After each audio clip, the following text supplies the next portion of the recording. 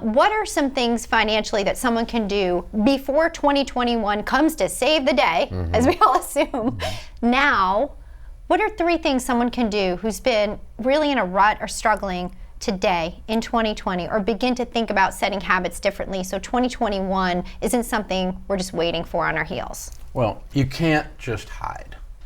You can't be in denial. You can't put your hands over your ears and go la la la la la la la, and this all fix itself. Santa Claus is not coming, and Santa Claus does not live in Washington, D.C. I know Santa personally.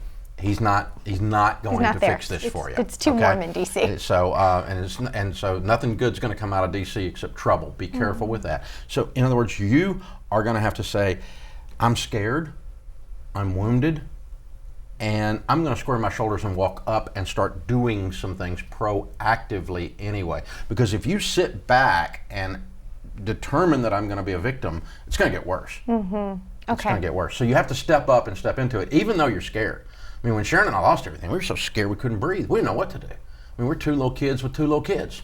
And I've got a finance degree in there. I said, broke, dumber than a rock, you know.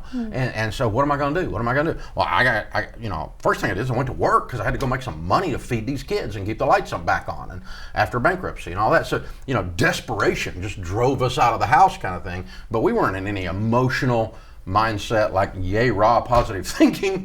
It was more like, I got to do something, because sitting here watching this burn down around me is not a good idea. We need to step into it. And stepping into it sounds like, what do I need to sell? What jobs do I need to take temporarily to create some income? Got to sit down and do a written game plan, because no one wins by accident. So do the budget. You know, and I've got to look at these things and go, okay, well, these credit cards really were not a blessing. I've got a mess on my hands. Sally Mae's got her own bedroom at our house. We're going to have to toss the chick out. This is crazy. And so we're going to have to start a game plan. And when you start going, okay, here's some things to attack, here's some ways to attack them, and I can only do what I can do. And I'm still scared. And yeah, I'm walking with a limp. I'm wounded. But still, you can't just sit back and hope it's all going to be okay, because it's not. You got to be grown up. Okay, so let me ask you on the softer side of Dave Ramsey then, because I think financial strain when it comes to relationships, those are so interconnected. So there are couples out there right now who are expressing more strain primarily at the root of their financial struggle right now. Okay, and so what is your word to them about, listen, let's create a path to thriving? Yes, it's been burned down, okay? There will be flowers at some point, there will be growth, but what's your word to them right now, how economically, even in the relationship, this time matters if they want to thrive through it? You know, it's weird. When I first started teaching this stuff, I thought I was teaching people about mutual funds and getting out of debt. And the people come into our class went, this changed our marriage. And what we discovered is that the number one source of arguments, the number one cause of divorce in America is money fights and money problems.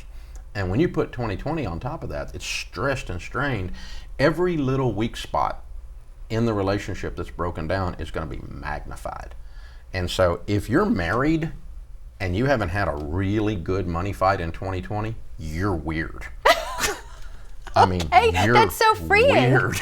Because most people fight about money in general, and most people don't do a good job handling it, and they don't do a good job in their relationships. But what we found is that if we can force the couple through practical motivation, right, to sit down and do a plan together where they both have a voice.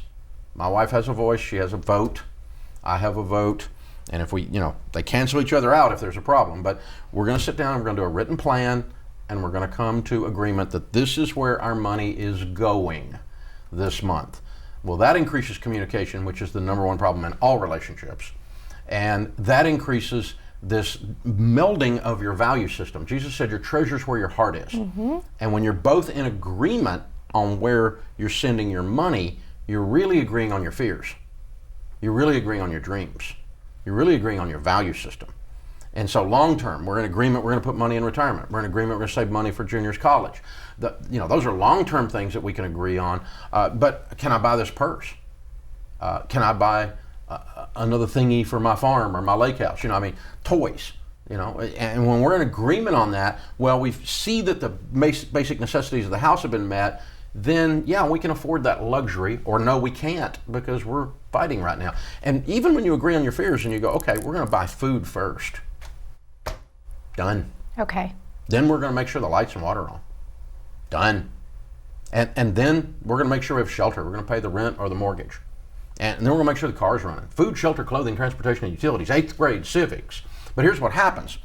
The fear rises up in one of the spouses or the other because they don't know if that's being done.